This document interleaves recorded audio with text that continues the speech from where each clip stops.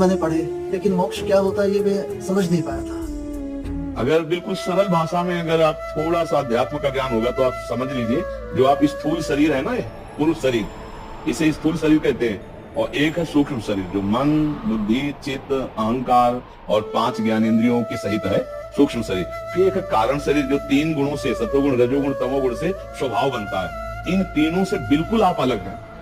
इनका हमारे पर कोई प्रभाव नहीं, लेकिन हमने इनको स्वीकार कर लिया, इसलिए हमारे पर प्रभाव पड़ रहा है। और यही भजन के द्वारा जब ज्ञान हो जाता है कि हम तीनों शरीर नहीं, तो जीवन मुक्त हो जाता है, मोक्ष को प्राप्त हो जाता है। और जो भगवान के चरणों में तीनों को समर्पित कर देता है, प्रेमी भक्त बन जाता है। तो मोक्ष का मतलब है शरीर राग रहित हो जाना। मोक्ष का मतलब काम, क्रोध, लोभ, मोह, मद, मत्सर, ये सूक्ष्म शरीर पर प्रभाव डालते हैं, स्थूल शरीर से इनकी क्रिया होती है, इन पर विजय प्राप्त कर लेना। मोक्ष का मतलब है स्वभाव जो सांसारिक हो, भागवती को हो जाना। स्वभाव तक परिवर्तन हो गया तो मोक्ष को प्राप्त हो जाएगा। इसीलिए हमने आपको कहा, गंदी बातों से बचते हुए नाम जप करो।